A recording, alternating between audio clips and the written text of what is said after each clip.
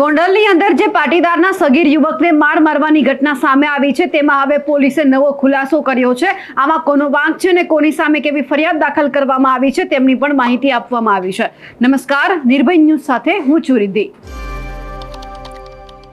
અત્યારે ગોંડલની અંદર બે મુદ્દા ખૂબ ચર્ચામાં છે।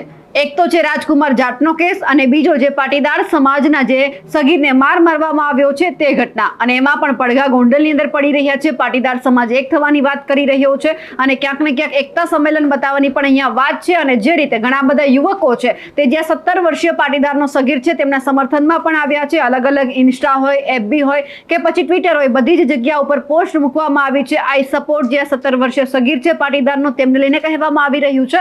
પણ હવે આખી ઘટનામાં શું થયું હતું તેમને લઈને જે પોલીસે ખુલાસો કર્યો છે તેમની વાત એટલા માટે કરી રહ્યા છીએ કારણ કે અહીંયા આપણે એ પણ સાંભળ્યું હતું કે જે બંને, એક તો 13 વર્ષનું જે બાળક છે તેમણે પણ નિવેદન આપ્યું હતું, 17 વર્ષીય જે સગીર છે પાટીદારનું તેમણે પણ નિવેદન આપ્યું હતું। હવે આખી બાબતે પોલીસે ખુલાસો કર્યો છે।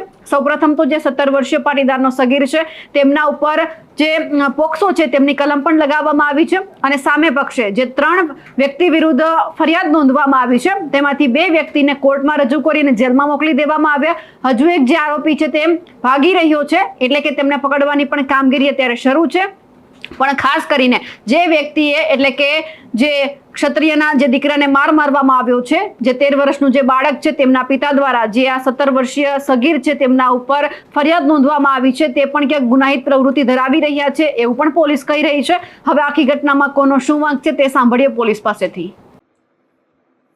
Gondal city B police station ખાતે ગઈ 18/3/2000 બનાવના રોજ સાંજે 4-5 વાગ્યે જે બનાવ બનેલો, જે અનુસંધાને સમીરભાઈ કોટડિયા જેઓની તે જ દિવસે તારીખ 18/3/2025ની 20:20 વાગે એફઆઈઆર બીએનએસના નવા કાયદા મુજબ 115(2), 352, 76 વગેરે મુજબની તાત્કાલિક ફરિયાદ લેવામાં આવેલી છે। આ બનાવ બનવાનું કારણ એવું છે કે તેના દીકરાને આ કામના આરોપી મયુરસિંહ ઝાલા અને દર્શનસિંહ તથા અજાણ્યા એવી રીતે એને માર મારેલો હોય, જે અનુસંધાને બીજા જ દિવસે 19 તારીખે તાત્કાલિક સવારમાં રાઉન્ડ અપ કરવામાં આવેલા છે અને તે આરોપીઓને તાત્કાલિક પૂછપરછ કરી અને તેઓને નામદાર કોર્ટમાં રજૂ કરતા તેઓને વોરંટ ભરતા જેલ હવાલે થયેલા છે। આમ ટૂંકા ગાળામાં આ આરોપીઓને અટક કરવામાં આવેલા છે। આ ગુનાની તપાસ પીઆઈ ગોસાઈ ચલાવી રહ્યા છે।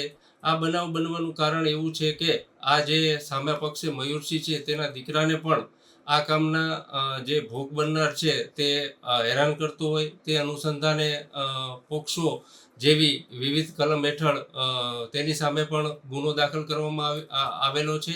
તેમજ આ જે છે અગાઉ ક્યારેય પોલીસ પાસે અરજી આવેલી ન હોય, સડન બનાવ હોય, તાત્કાલિક પોલીસે તે જ દિવસે એફઆઈઆર દાખલ કરી અને બીજા જ દિવસે આરોપીને રાઉન્ડ અપ કરવામાં આવેલા છે।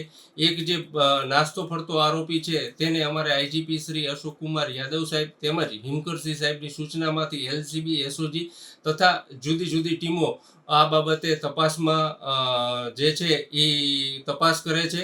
તેમજ જે આ મયુરસિંહ છે, જે ગુનાહિત ઇતિહાસ છે તેનો, તે જે ગુનામાં અગાઉ પકડાયેલો છે તેને જામીન કેન્સલ કરવા માટે પણ રિપોર્ટ કરવામાં આવેલો છે। આમ આ બાબતે ત્વરિત અને ઝડપી કાર્યવાહી કરવામાં આવેલ છે। પોલીસે જે આખા કેસને લઈને ખુલાસો કર્યો છે તેમને લઈને આપનું શું કહેવું છે કમેન્ટ કરીને ચોક્કસથી જણાવજો। સાથે જ અમારી નિર્ભય ન્યૂઝ ચેનલને લાઇક, શેર અને સબસ્ક્રાઇબ કરવાનું ભૂલશો નહીં। નમસ્કાર।